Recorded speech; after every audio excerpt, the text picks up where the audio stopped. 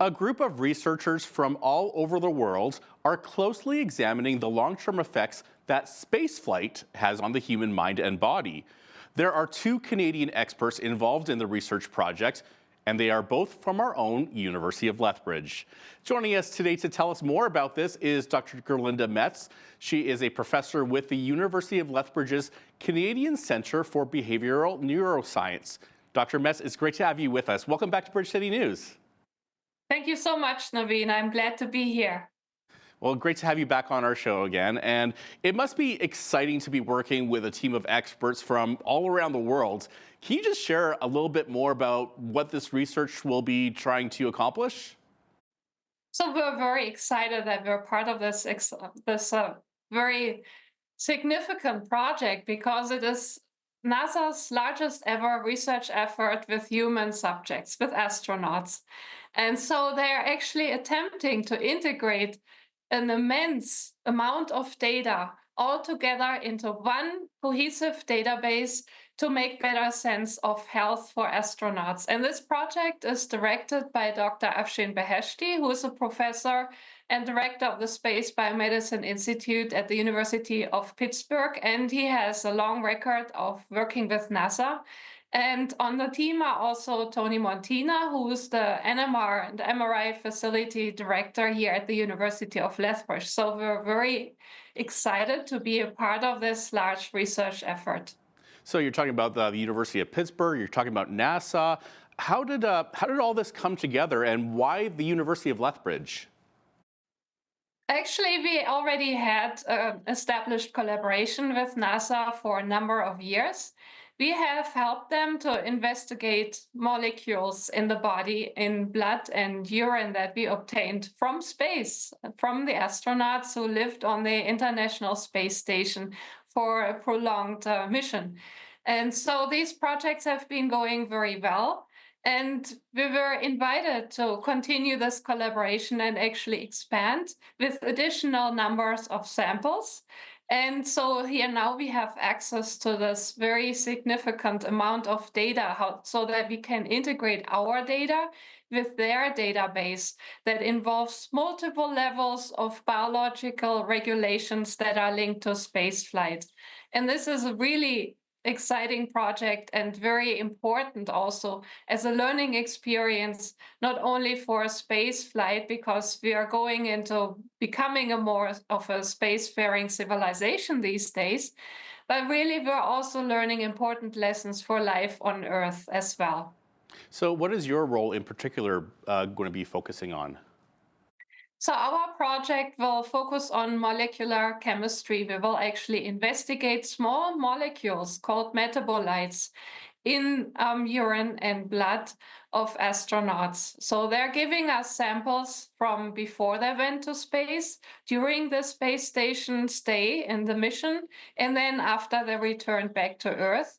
And so we have a long time course of regular samples being collected, which is very exciting. And so we can actually look at individual astronaut samples and how they changed over time, but we can also compare across different individuals. And what is also really phenomenal in this project is that for the first time we'll have a larger group of female astronauts, because small astronauts are males. And we didn't actually have many studies that investigated sex differences, so how females compare to males. And females have very different health conditions and stress responses than males. And it is very important to learn more about how do we better while we're on a long duration space mission, and what do we expect in terms of health outcomes, what can we predict for male versus female astronauts. So you're talking about blood and urine samples before they go to space and then after they return home. What kind of differences have you noticed with these blood and urine samples before and after? It's very interesting that actually males adapt a little bit faster to the stress and the mission when they're going to the International Space Station than females would.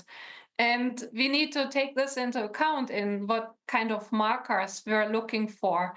And it's very important to look at these small metabolites, these small molecules, in very accessible samples like urine that you can easily provide, so we can follow up with health measurements.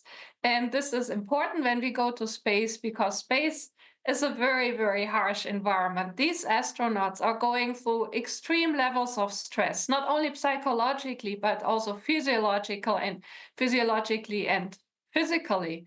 We have also microgravity or zero gravity. We have lower levels of a magnetic field than we have on Earth. We have very cold temperatures. We have very dry air.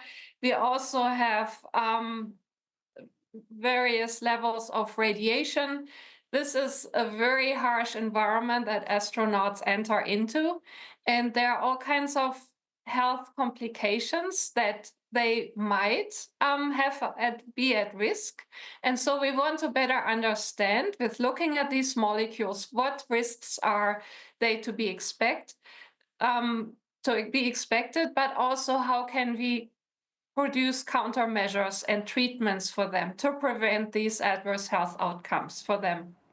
And you mentioned one of your colleagues, Tony Montina, who is also working on the project. Can you explain a bit about what his focus will be on?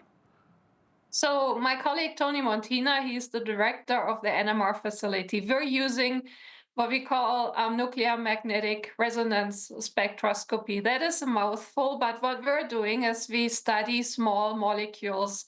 And when you look, for example, at a urine sample, you actually have 200 different types of these small molecules you can measure. So it's like a very personal fingerprint of what is going on inside of the body. Every cell is producing these small metabolites, and they are then measurable in liquids or in any tissue of the body. But here, when we work with urine, we have to make sure we're looking at these metabolites as a kind of a reflection of what is going on inside the body and inside our cells. It's just so fascinating how spaceflight can affect your body and can affect the mind. And apparently spaceflight also affects mitochondria, which generate energy for the human cell. What do we know about how and why mitochondria is changed by spaceflight, and what are some potential solutions? So mitochondria are like the powerhouses of the cell. Every cell has mitochondria. And what happens when we're going through extreme stress, or we're especially entering a space environment, these mitochondria might go into, some at least, into a dysfunctional state.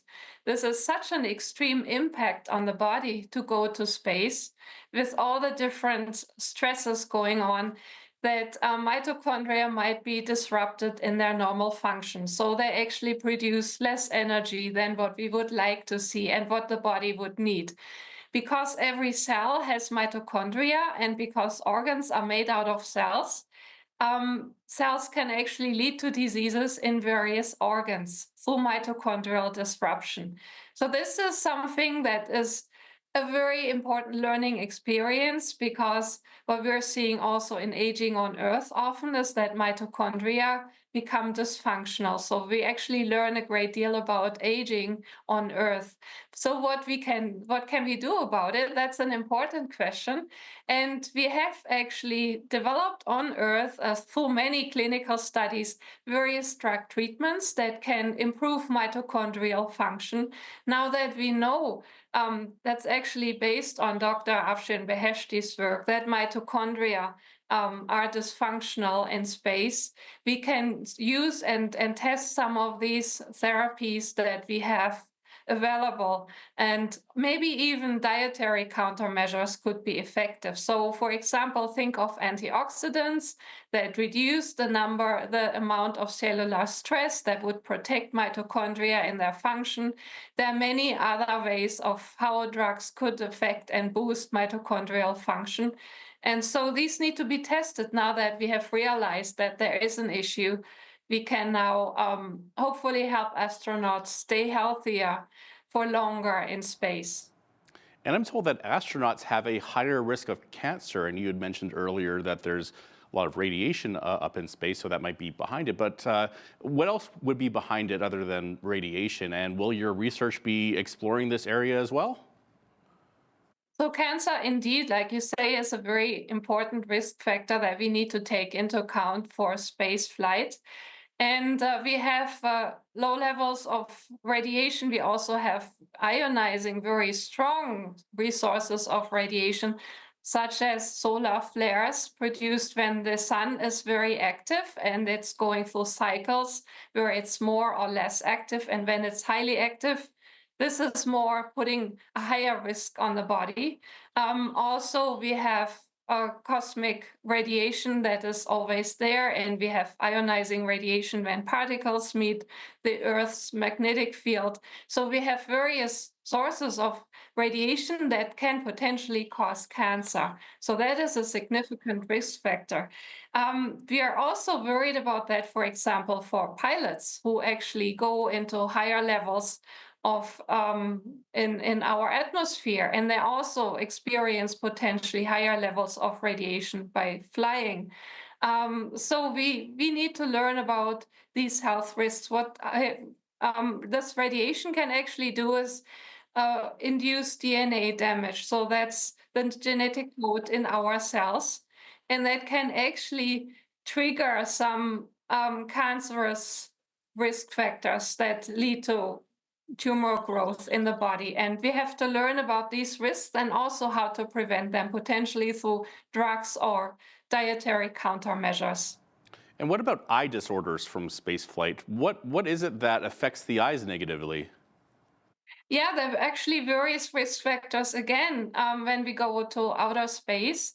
First of all, the weightlessness we're going through lower levels of gravity is shifting the fluids in the body, and actually we have more liquids, more fluids going into our heads and our upper body. So this actually can affect the eyes, and often we're seeing also that faces become more puffy over time when they're in space. We might adapt to that with longer periods in space to some degree, but still we still talk about this kind of puffy face or moon face in astronauts because the fluids in the body are moving up. So this can also change the pressure inside of the brain. It can also change the pressure inside of our eye bulbs, and it will push the eye bulbs to be flatter than we usually have, which leads to the picture not displaying correctly on the retina. In addition, we also have issues with radiation that can harm the retina, which includes nerve cells and the optic nerve as well. So we might have some degenerative changes there over time. And that's something to be concerned about as well. And then there's some other health risks. I'll just list off a few here. Cardiovascular disease, renal issues such as kidney stones, disruption of circadian rhythms are also risks. And I've even heard that some astronauts experience bone loss. Yeah, that's actually a factor that many think of first when they think about space flights, because with the zero gravity or low levels of putting our weight on the body, we are losing bone mass over time. And that's something we also experience on Earth with aging, that often we do have more breakable bones, more sensitive bones. And so astronauts experience that at a much higher, faster rate than we have on Earth. So astronauts might experience 1% of bone loss in actually a few days, whereas on Earth we experience 3% of bone loss within a decade. So it goes really, really fast for astronauts. And that's because they don't put enough weight on their legs, for example. So the legs become very sensitive to damage. And there are several countermeasures. For example, astronauts are recommended to exercise for at least 2 hours a day. Exercise helps, and muscle activity is important because also we lose muscle mass when we're in outer space, for the same reasons that we're not putting enough weight on our limbs and we don't stay upright. Also, there's a really cool invention with using rubber bands between the knees and the feet, so that there's pressure on the bones through the rubber bands that you can put on a trouser or on the spacesuit. And so this will help put the pressure back on the bones where we actually lost it. We still have to learn about new ways how to prevent the bone loss, because this leads to calcium leakage into our body at higher doses than what we usually see. And that can actually cause some of the kidney problems you mentioned, because we can get kidney stones from high levels of calcium floating around in our body, and it might accumulate in the kidneys, which is something that can be very painful. Dr. Gerlinde Metz is a professor with the University of Lethbridge's Canadian Centre for Behavioral Neuroscience and is part of a global research team studying the long-term effects of spaceflight. Dr. Metz, thank you so much for your time today and sharing your expertise with us. Thank you so much for having me. It was a pleasure to talk to you. Likewise, I'm Naveen Day on behalf of all of us here at Bridge City News. Thanks for watching.